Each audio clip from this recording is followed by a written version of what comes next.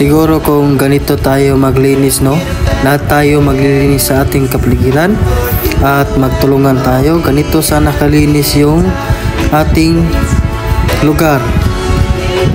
Kung tayo lahat ay magtutulungan at maggawa tayo ng kabutihan sa ating kalikasan. At kung may makita tayong hindi kaanya, ay linisin kagad natin at tayo ay magtulungan.